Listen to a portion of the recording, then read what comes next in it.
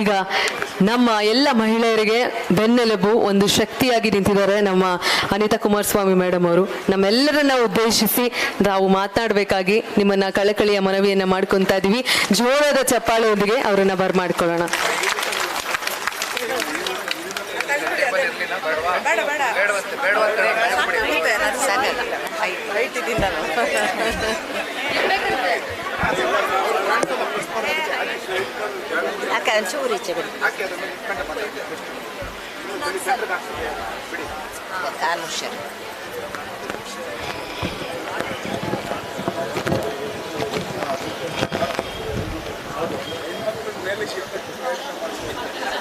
ಸುಮ್ಮನೆ ಹೇಳ್ತೀರಿ ಬಾಯಲ್ಲಿ ಅಷ್ಟೇ.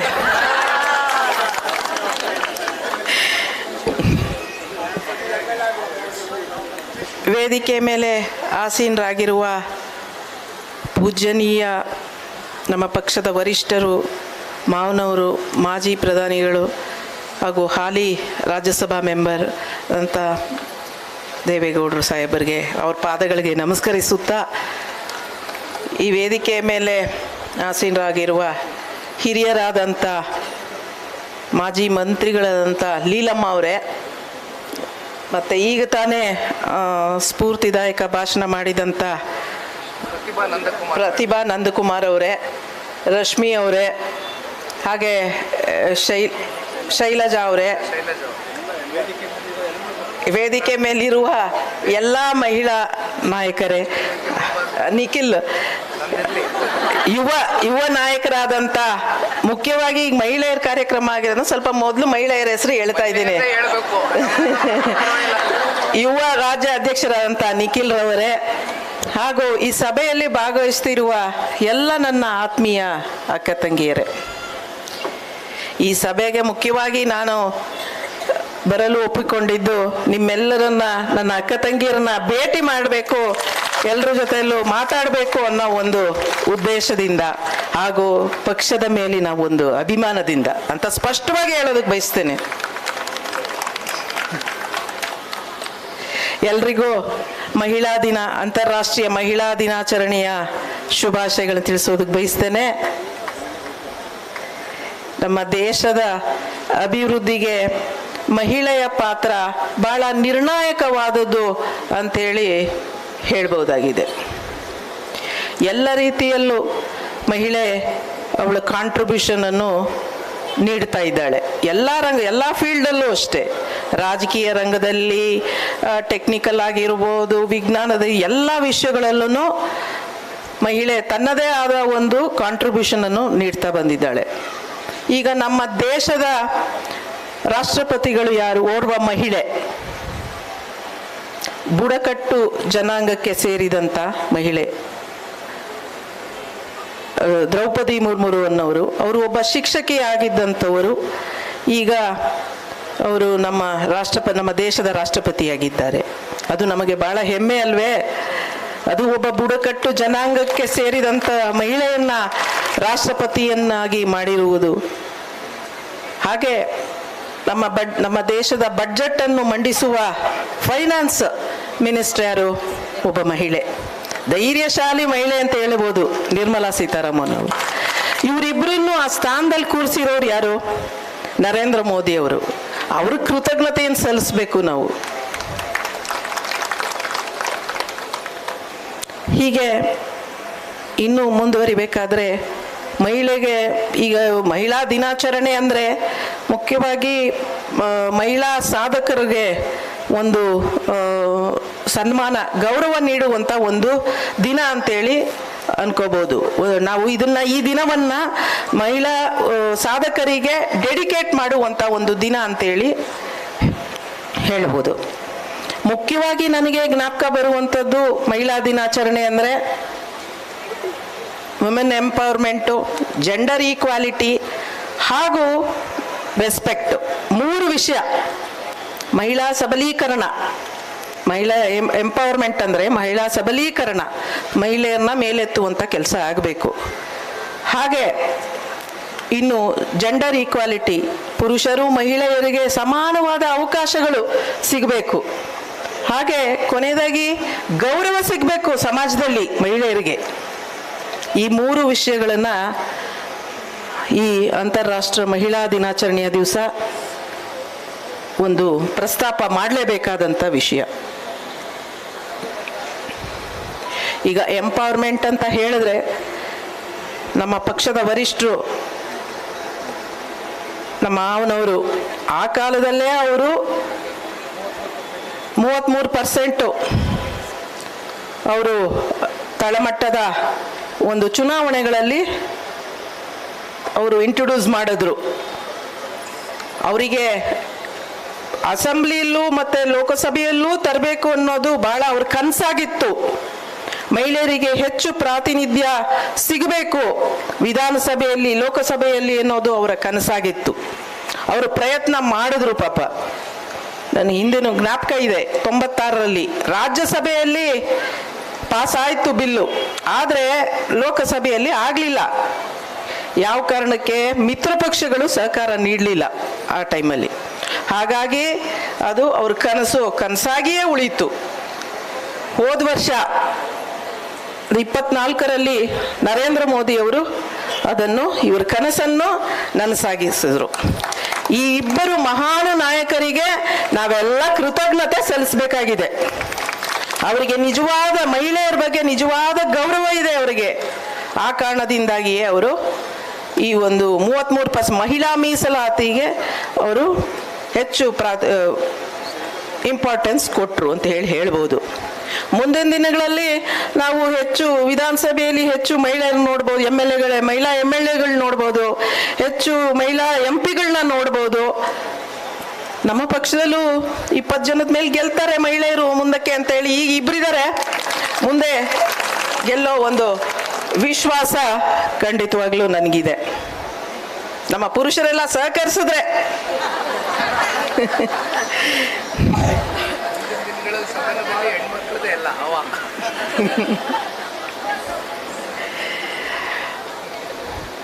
ಹಿಂದೆ 96ರಲ್ಲಿ ರತ್ನಮಾಲಾ ಸವಣೂರ ಅನ್ನೋರು ಒಬ್ರು ಚಿಕ್ಕೋಡಿಯಲ್ಲಿ MP ಆಗಿ ಒಬ್ಬ ಗ್ರೇಟ್ ಯಾರೋ ಶಂಕರಾನಂದ ಅನ್ನೋ ಲೀಡ್ರನ್ನ ಸೋಲ್ಸಿದ್ರಂತೆ. ಕೇಂದ್ರ ಸಚಿವ ಪ್ರಭಾವಿ ನಾಯಕರನ್ನ ಲೀಲಮ್ಮ ಅವ್ರಿಗೆ ಗೊತ್ತಿರಬೇಕು ಅದ್ರ ಬಗ್ಗೆ. ನನಗಷ್ಟು ನಾನು ಕೇಳಿದ್ದೀನಿ ಅಷ್ಟೇ. ಹೌದು. ಆಗ ಆ ಸಂದರ್ಭದಲ್ಲಿ ನಮ್ಮ ಪಕ್ಷದ ವರಿಷ್ಠರು ಮಾಜಿ ಪ್ರಧಾನಿಗಳು ಬಹಳ ಸಂತೋಷ ಪಟ್ರಂತೆ. ಒಬ್ಬ ಮಹಿಳೆ ಈ ಮಟ್ಟಕ್ಕೆ ಗೆಲುವು ಸಾಧಿಸ್ತಾರೆ ಅಂದ್ರೆ ಬಹಳ ಸಂತೋಷದ ವಿಷಯ ಅಂತೇಳಿ ಅವರು ಬಹಳ ಸಂತೋಷ ಪಟ್ಟಿದ್ರು. ಅವರು ಮುಖ್ಯಮಂತ್ರಿ ಆಗಿದ್ದಾಗ ನಮ್ಮ ಪಕ್ಷದ ವರಿಷ್ಠರು ಲೀಲಮ್ಮ ಅವ್ರನ್ನ ಮತ್ತೆ BT ಲಲಿತಾ ನಾಯಕ್ ಅವ್ರನ್ನ ಇಬ್ಬರನ್ನು ಸಚಿವರಾಗಿ ಮಾಡಿದ್ರು. ಅವ್ರಿಗೆ ಮಹಿಳೆಯರನ್ನ ಹೆಚ್ಚು ರಾಜಕೀಯದಲ್ಲಿ ಮುಂದೆ ತರಬೇಕು ಅನ್ನೋದು ಮನಸ್ಸಿತ್ತು. ಅವ್ರಿಗೆ ನಿಜವಾಗ್ಲೂ ಮನಸ್ಸಿತ್ತು. ಇನ್ನು ಮಹಿಳೆಯರು ಹಲವಾರು ಕ್ಷೇತ್ರಗಳಲ್ಲಿ ಸಾಧನೆಗಳನ್ನು ಮಾಡಿದ್ದಾರೆ, ಎಲ್ಲ ಫೀಲ್ಡಲ್ಲೂ. ಈ ಒಂದು ಸಮಾಜನ ಒಂದು ಸರಿಯಾದ ದಾರಿಗೆ ತೆಗೆದುಕೊಂಡು ಹೋಗೋದ್ರಲ್ಲಿ ಬಹಳ ಶ್ರಮ ಇದೆ ಅಂತೇಳಿ ಹೇಳ್ಬೋದು. ಅದನ್ನ ಹಲವಾರು ಬದಲಾವಣೆಗಳನ್ನ ತರೋದಕ್ಕೂ ಪ್ರಯತ್ನವನ್ನ ಮಾಡಿದ್ದಾರೆ. ಒಳ್ಳೇದಕ್ಕೋಸ್ಕರ ಬದಲಾವಣೆಗಳನ್ನ ತರೋದಕ್ಕೂ ಮಾಡಿದ್ದಾರೆ. ನಾನು ಹೇಳಬೇಕು ಅಂದ್ರೆ ಮನೆಯಲ್ಲೇ ಇದ್ದುಕೊಂಡು ಮನೆ ಗಂಡ ಮಕ್ಕಳು ಅಂತೇಳಿ ಮನೆಯನ್ನ ಚೆನ್ನಾಗಿ ಅಚ್ಚುಕಟ್ಟಾಗಿ ನಿರ್ವಹಣೆ ಮಾಡಿ ಒಂದು ಸಪೋರ್ಟ್ ಸಿಸ್ಟಮ್ ಆಗಿ ನಿಲ್ಲುವಂತವಳು ಮಹಿಳೆ. ಇದನ್ನ ಬಹಳ ಮುಖ್ಯವಾಗಿ ನಾನು ಹೇಳೋದಕ್ಕೆ ಬಯಸ್ತೇನೆ. ಮಹಿಳೆ ಸಪೋರ್ಟ್ ಸಿಸ್ಟಮ್ ಆಗಿ ಫ್ಯಾಮಿಲಿಯಲ್ಲಿ ನಿಲ್ದೆ ಹೋದ್ರೆ ಸಮಾಜ ಎಲ್ಲಿರುತ್ತೆ? ಏನೂ ಆಗಲ್ಲ. ಗಂಡ ಮಕ್ಕಳು ಅಂತೇಳಿ ಪಾಪ ಎಲ್ಲರಿಗೋಸ್ಕರ ತ್ಯಾಗ ಮಾಡಿ ಅವ್ರ ಸಂತೋಷನೇ, ಅವ್ರ ಅಚೀವ್ಮೆಂಟ್, ಅವ್ರ ಸಾಧನೆನೇ ನನ್ನ ಸಾಧನೆ ಅನ್ನೋ ರೀತಿ ಹೋಗ್ಲಿ ಮುಂದೆನೂ ಬಂದು ನಿಂತ್ಕೊಳ್ಳಲ್ಲ, ಹಿಂದೆ ಎಲ್ಲೋ ನಿಂತ್ಕೊಂಡು ಸಂತೋಷ ಪಡುವಂತ ಗೃಹಿಣಿಯರಿದಾರಲ್ಲ, ನಿಜವಾಗ್ಲೂ ನಾನು ಅವ್ರಿಗೆಲ್ಲ ನಮಸ್ಕಾರ ಹೇಳೋದಕ್ಕೆ ಬಯಸ್ತೇನೆ. ಇದನ್ನ ಎಲ್ಲಾ ಪುರುಷರು ಒಪ್ಕೊಳ್ಳೇಬೇಕು. ನಮ್ಮ ಪಕ್ಷದ ವರಿಷ್ಠರು ಅವ್ರು ಒಪ್ಕೋತಾರೆ.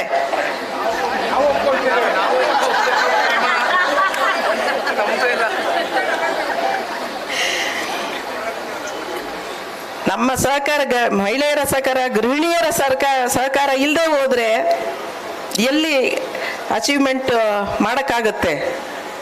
ಖಂಡಿತವಾಗ್ಲೂ ಇಲ್ಲ. ಮಕ್ಕಳು ಅಷ್ಟೇ,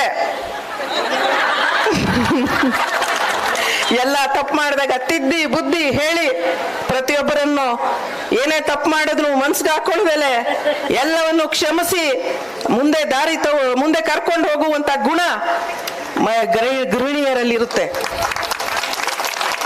ಅದೇ ಒಂದು ಸಮಾಜವನ್ನ, ಒಳ್ಳೆ ಸಮಾಜವನ್ನ ರೂಪಿಸುವಂತ ಕೆಲಸ ಖಂಡಿತವಾಗ್ಲೂ ಇದರಿಂದಾನೇ ಆಗೋದು ಅಂತೇಳಿ ನನಗೆ ಮೊದಲನೇದಾಗಿ ಇದೇ ಫಸ್ಟ್ ಸ್ಟೆಪ್ ಇದೇನೆ.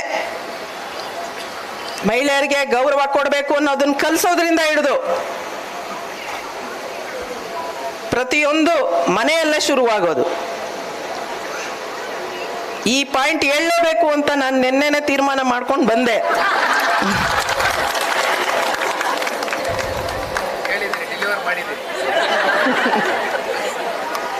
ಈಗ ತಾನೇ ನಮ್ಮ ಕವಿಗಳು ಹೇಳ್ತಾ ಇದ್ರು, ಪ್ರತಿಭಾ ಅವರು,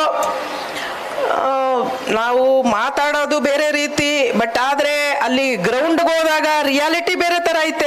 ರಾಜಕಾರಣದಲ್ಲಿ ನಾವು ಹಲವಾರು ವಿಷಯಗಳನ್ನ ಇಲ್ಲಿ ಹೇಳಕ್ಕಾಗಲ್ಲ, ವೇದಿಕೆಯಲ್ಲಿ ಹಲವಾರು ಸಮಸ್ಯೆಗಳು, ನಾವು ಇದನ್ನ ಹೇಳಕ್ಕಾಗಲ್ಲ. ಆದ್ರೂ ನಾನು ರಾಮನಗರ MLA ಆಗಿ ಸಮಸ್ಯೆಗಳನ್ನ ಎದುರಿಸ್ಬೇಕಾಗಿ ಬಂತು. ಇದು ಬಹಳ ಜನಕ್ಕೆ ಗೊತ್ತಿರಲ್ಲ, ಆದ್ರೂ ನಾನು ಇವತ್ತು ಹೇಳ್ತಾ ಇದ್ದೀನಿ. ಅಲ್ಲಿ ಹಾರೋಹಳ್ಳಿ ಹೊಸ ತಾಲೂಕು ಮಾಡಿಸ್ಬೇಕಾಗಿತ್ತು. ಕೆಲವರು ಅದು ಆಗಬಾರ್ದು, ಇವ್ರಿಗೆ ಒಳ್ಳೆ ಹೆಸರು ಬರುತ್ತೆ ಅಂತೇಳಿ ಆ ಫೈಲ್ನ ಬಚ್ಚಿಡ್ಸೋರು ವಿಧಾನಸೌಧದಲ್ಲಿ.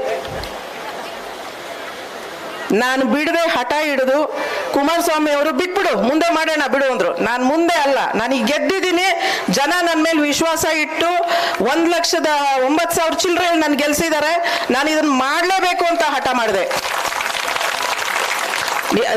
ನೀವು ಸಹಕಾರ ಕೊಡ್ತಿದ್ರು ಪರವಾಗಿಲ್ಲ, ದೇವರಿದ್ದಾನೆ ನನ್ಗೆ ಕಾಪಾಡ್ತಾನೆ ಅನ್ಬಿಟ್ಟು ನಾನು ಅದನ್ನ ಮಾಡಿದೆ. ದೇವರ ಆಶೀರ್ವಾದದಿಂದ ಖಂಡಿತವಾಗ್ಲು ನಂಗೆ ದೇವರ ಆಶೀರ್ವಾದ ಇಲ್ಲ ಅಂದ್ರೆ ಇದನ್ನ ಮಾಡಕ್ ಆಗ್ತಿರ್ಲಿಲ್ಲ. ಇನ್ನೂ ಒಬ್ಬ ಘಟಾನುಘಟಿ ಲೀಡ್ರು ಬಂದು ಅಲ್ಲಿ ಹಾರೋಹಳ್ಳಿಲಿ ಭಾಷಣ ನಾನೇ ಮಾಡಿದ್ದು. ಅವ್ರು ರಾಮನಗರ ಎಲ್ಲಿದೆ ಅನ್ನೋದೇ ಅವ್ರಿಗೆ ಗೊತ್ತಿರ್ಲಿಲ್ಲ. ಆಗ್ತಾನೆ ಬಂದಿದ್ದು, ರಾಮನಗರ ನೋಡಿದ್ದಾರೆ. ಬಂದು ಅವರು ಭಾಷಣ ಮಾಡಿದ ರೀತಿ ನೋಡ್ಬೇಕಾಗಿತ್ತು. ನಾನು ಧಿಕ್ಕರಿಸಿ ಅಲ್ಲೇ ಅವ್ರಿಗೆ ಉತ್ತರ ಕೊಟ್ಟಿದ್ದೀನಿ, ಬೋಲ್ಡಾಗಿ ಉತ್ತರ ಕೊಟ್ಟಿದ್ದೀನಿ. ನೀನ್ ಎಷ್ಟೇ ದೊಡ್ಡ ಲೀಡರ್ ಆಗಿರೋ, ರಾಮನಗರಕ್ಕೆ ಬಂದಾಗ ನಮ್ದೇ ಕೊಡುಗೆ ಇರೋದು.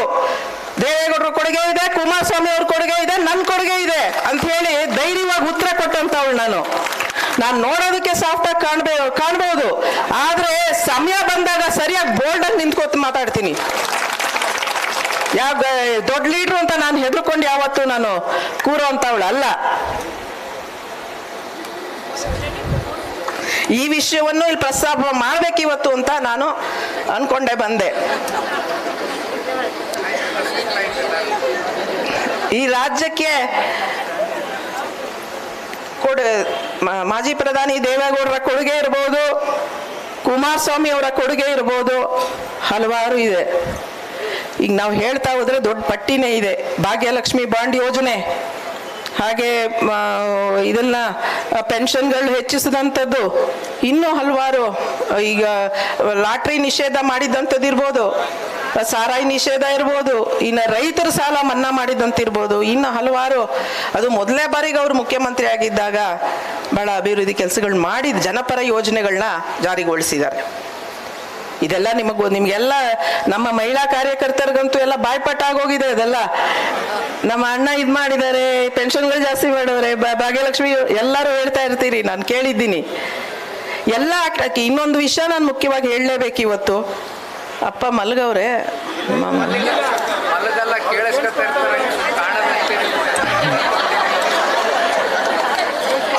ಅವರಿಗೆ ಅವ್ರ ಗಮನಕ್ಕೆ ಒಂದು ವಿಷಯ ತರಬೇಕು.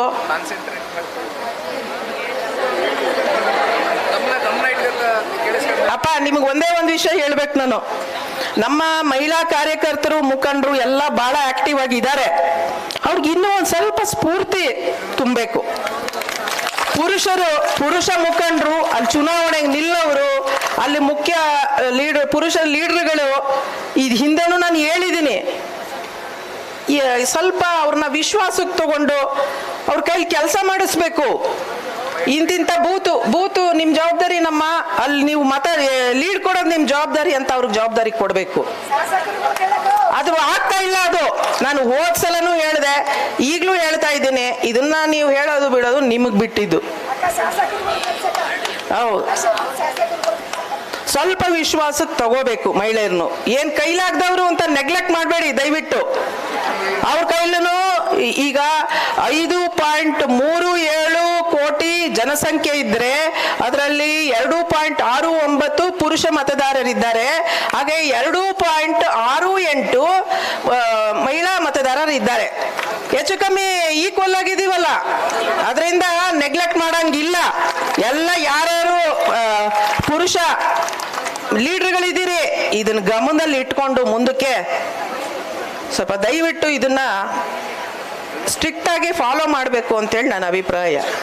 ನಮ್ಮ ಪಕ್ಷ ಸೂರ್ಯ ಚಂದ್ರ ಇರೋವರೆಗೂ ಇರಬೇಕು, ಸ್ಟ್ರಾಂಗ್ ಆಗಿರ್ಬೇಕು. ಅದೊಂದೇ ಕಾರಣಕ್ಕೆ ಇವೆಲ್ಲ ಹೇಳ್ತಾ ಇದ್ದೀನಿ ಅಷ್ಟೇ.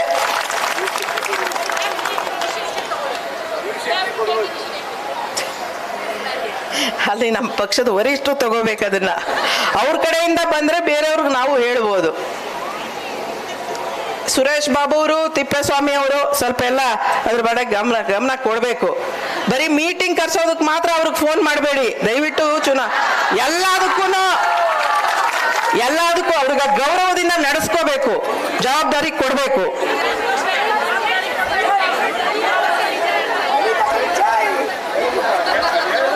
ದೇವೇಗೌಡರು ಜೈ, JDS ಜೈ. ಎಲ್ರಿಗೂ ನಮಸ್ಕಾರ.